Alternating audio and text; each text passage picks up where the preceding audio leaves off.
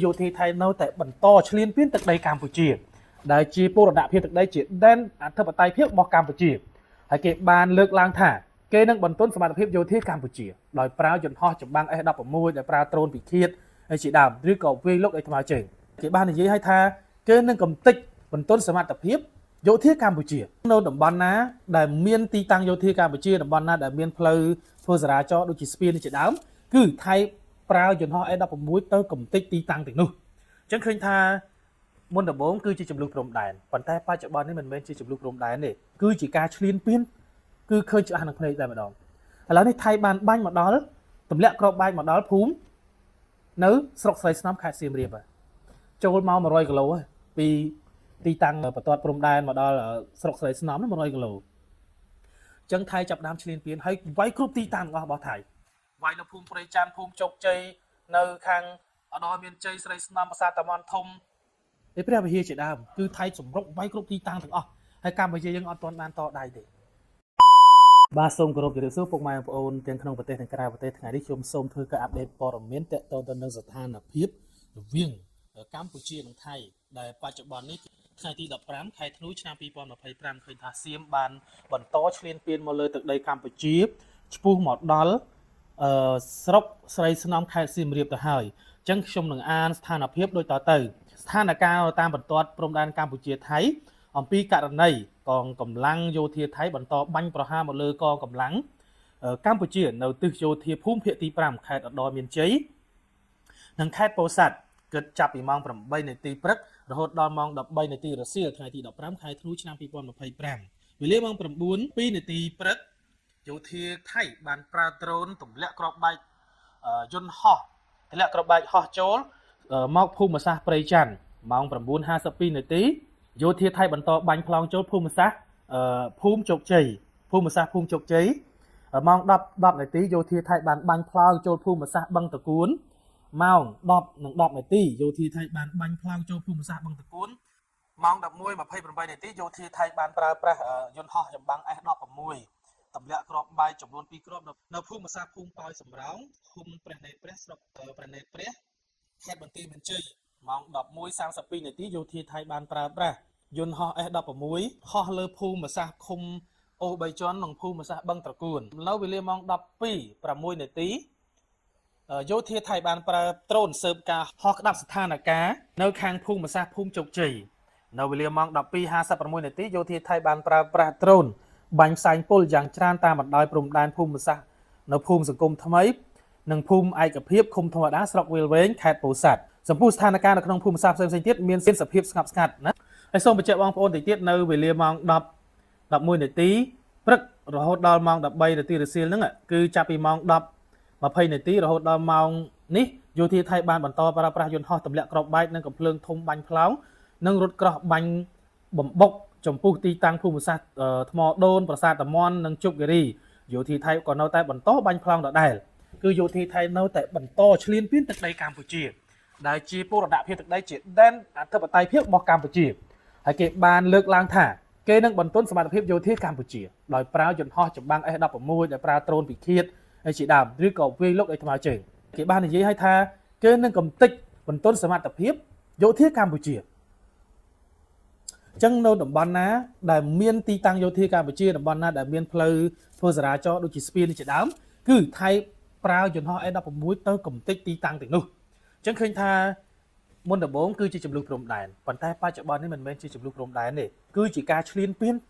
គឺឃើញច្បាស់នឹងភ្នែកតែម្ដងឥឡូវនេះថៃបានបាញ់មកដល់ទម្លាក់គ្រាប់បែកមកដល់ភូមិនៅស្រុកស្រីស្នំខេត្តសៀមរាបហើយចូលមក100គីឡូហើយពីទីតាំងបន្ទាត់ព្រំដែនមកដល់ស្រុកស្រីស្នំនោះ100គីឡូអញ្ចឹងថៃចាប់ដើមឈ្លានពានហើយវាយគ្រប់ទីតាំងរបស់ថៃវាយនៅភូមិព្រៃច័ន្ទភូមិជោគជ័យនៅខាងឧត្តរមានជ័យស្រីស្នំប្រាសាទតាម៉ាន់ធំឯព្រះវិហារជាដើមគឺថៃសម្រុកវាយគ្រប់ទីតាំងទាំងអស់ហើយកម្ពុជាយើងអត់ទាន់បានតដៃទេគឺដោយសារគេប្រើអាវុធទំនើបយន្តហោះ S16 ទម្លាក់ពីលើមកដ្រូនពិឃាតបាញ់ផ្លោងជាដើមប៉ុន្តែការបាញ់ផ្លោងគឺកម្ពុជាយើងក៏បាញ់ផ្លោងតដៃវិញដែរដោយប្រើ BM21 40 កណ្ដុងណាប៉ុន្តែខាងគេនោះគេមានលើសយើងគឺមានយន្តហោះ S16 ជាដើមប៉ុន្តែមិនជាបញ្ហាគឺ កងទ័ពកម្ពុជារបស់យើងគឺមានចិត្តស៊ូមែនទែនក្រាញនានានៅទីតាំងនឹងអត់ចេញទេអត់រត់ដកទ័ពឬអត់ដកថយទេគឺរត់ក្រាញនានាការពារទឹកដីកម្ពុជារបស់យើងប៉ុន្តែសូមឲ្យបងប្អូនទាំងក្នុងប្រទេសនិងក្រៅប្រទេសមេត្តាជួយជ្រោមជ្រែងជួយជាកម្លាំងដើម្បីជួយកម្ពុជារបស់យើងដែលក្រោមការឈ្លានពានរបស់ថៃគឺថៃគេបានបាញ់ផ្សែងពុលផងប្រើដ្រូនវិឃាតផងប្រើយន្តហោះ F16 ផងបាញ់គ្រាប់ផ្លោងដោយកំភ្លើងធំផងប៉ុន្តែធ្វើអីកម្ពុជាអត់បានទេបានតែប្រើយន្តហោះអីហោះមកចូលដីកម្ពុជាទម្លាក់គ្រាប់បែកប៉ុណ្ណឹងឯងហើយឥឡូវនេះឃើញថាគេបាន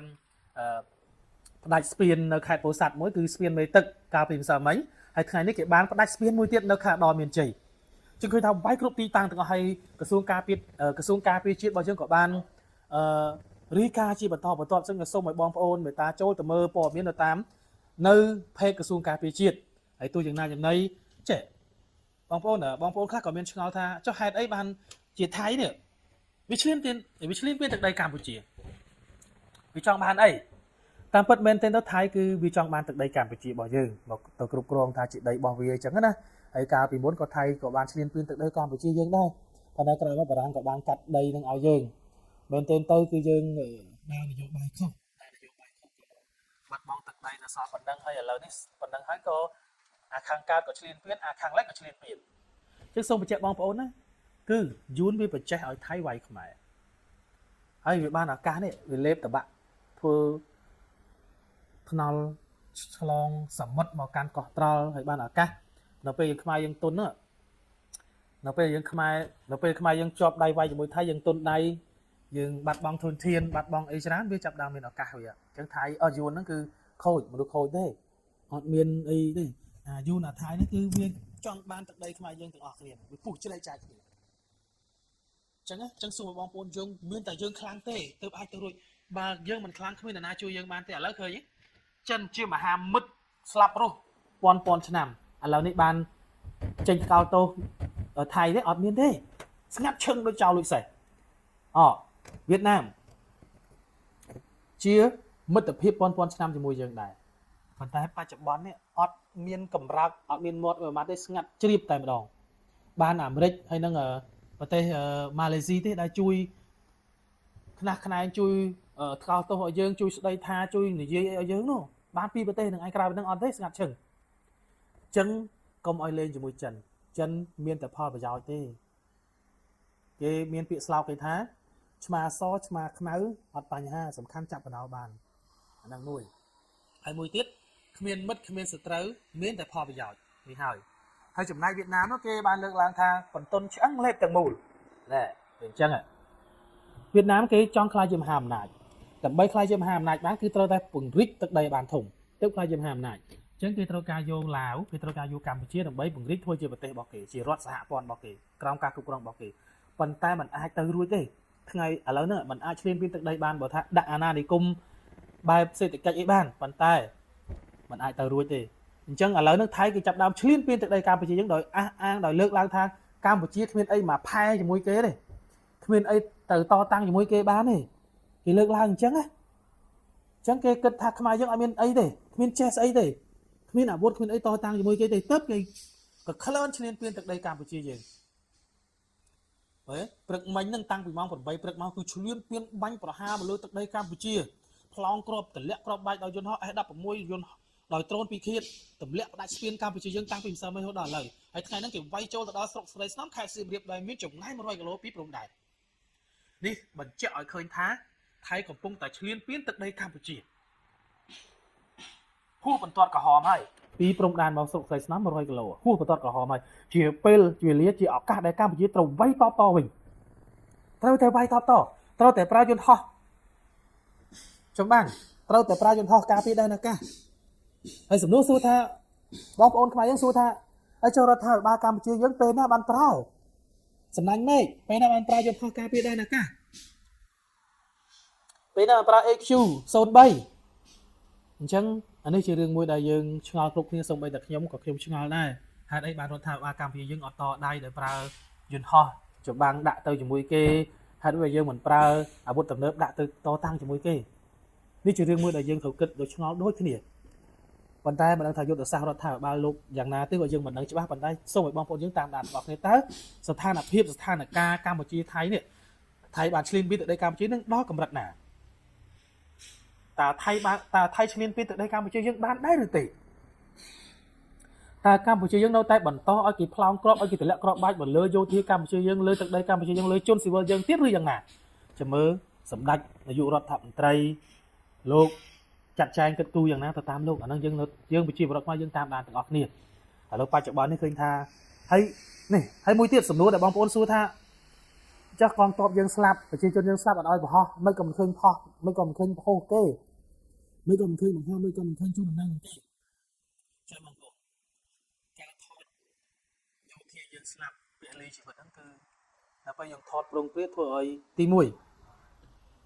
ប៉ះពាល់ដល់ទឹកចិត្តកងទ័ពទី2ដល់ពេលយើងថតផុសលេនដ្ឋានថតផុសទីតាំងទ័ពឬថតផុសកន្លែងទាហានយើងពលីជីវិតធ្វើឲ្យថៃគេចាប់បានគេយកទៅថតយកទៅរាយការណ៍គេទៅ scan មើលទីតាំងរបស់យើងនេះហើយដែលត្រូវប៉ះពាល់ហ្នឹងវាប៉ះពាល់ដល់ទឹកចិត្តកងទ័ពនៅពេលយើងផុសក្នុងគ្នាផុសកងទ័ពយើងស្លាប់ច្រើនធ្វើឲ្យកងទ័ពយើងគឺអូស្លាប់ច្រើនណាស់សុំបាយរត់ចោលជួរកងទ័ពរត់ចោលលេនដ្ឋាននេះហើយដែលយើងមិនអោយដោយសាររដ្ឋាភិបាលយើងមិនអោយផុសដោយសារអញ្ចឹងវាប៉ះពាល់ដល់ទឹកចិត្តវាប៉ះពាល់ដល់ទឹកចិត្តកងទ័ពអញ្ចឹងណាទាំងយើងទាំងគេនៅពេលឃើញស្លាប់ច្រើនយើងដែលនៅបានរត់ទេអញ្ចឹងនេះហើយដែលយើងមិនអាចផុសមិនអាចថតសកម្មភាពយោធារបស់យើងបានទេវាប៉ះពាល់ដល់សន្តិសុខជាតិទោះយើងយ៉ាងណាយ៉ាងនេះក៏គឺដាច់ខាតសន្តិសុខជាតិយើងហាមប៉ះពាល់ជាពិសេសគឺបងប្អូនយើងសាច់ញាតិបច្ចុប្បន្ននេះនៅពេលមានកងទ័ពបងប្អូនយោធាយើងពលីជីវិតសាច់ញាតិពលីជីវិតគឺគាត់ថតបង្ហោះនឹងការថតបង្ហោះរបស់គាត់គឺធ្វើឲ្យប៉ះពាល់ដល់សន្តិសុខជាតិប៉ះពាល់ដល់ទឹកចិត្តកងទ័ពអញ្ចឹងសំណូមពរឲ្យបងប្អូនយើងធ្វើបន់តាមប្រពៃណីបើសិនមានកងទ័ពយើងពលីជីវិតធ្វើបន់ចោះប៉ុន្តែសូមកុំឲ្យថតផុសនេះជារឿងអធិស្ឋានទាំងអស់គ្នាវាប៉ះពាល់ដល់សន្តិសុខវាប៉ះពាល់ដល់សន្តិសុខជាតិរបស់យើងអញ្ចឹងនៅពេលណាដែលយើងបង្ហោះច្រើនប្រទេសផ្ដាស់ពាក់ព័ន្ធនឹងកងទ័ពធ្វើឲ្យប៉ះពាល់ដល់សន្តិសុខជាតិធ្វើឲ្យថៃវាចាប់ទីតាំងបានអញ្ចឹងឧទាហរណ៍យើងនៅយោធាយើងនៅទីតាំងលេនដ្ឋានយើងថត selfie ផាច់យើងផុសពុបថៃចាប់បានវា scan ទីតាំងនឹងឃើញនឹងអត់បានទេកុំឲ្យសោះអញ្ចឹងរឿងកងទ័ពមួយហាមប៉ះពាល់សូមឲ្យបងប្អូនយើងមេត្តាទាំងអស់គ្នាណាហើយធ្វើមិនទេបើប្រទេសយើងកំពុងមានសង្គ្រាមអញ្ចឹងសូមឲ្យបងប្អូនយើងជួយទៅតាមអ្វីដែលអាចធ្វើបានឧទាហរណ៍មិនឲ្យថតទីតាំងកងទ័ពយើងផុសមិនឲ្យថតយោធាយើងពលីជីវិតទៅថតបង្ហោះហើយនឹងនៅពេលដែលយោធាកម្ពុជាយើងដឹកសព្វាវុធទៅក៏ហាមថតផុសដែរនេះជារឿងអ្វីជារឿងមួយដែររដ្ឋាភិបាលយើងអំពាវនាវហើយភេកក្រសួងការពារជាតិរបស់យើងក៏បានអំពាវនាវដែរថាហាមថតផុសហាមថតបង្ហោះតាក់ទងនឹងកងទ័ព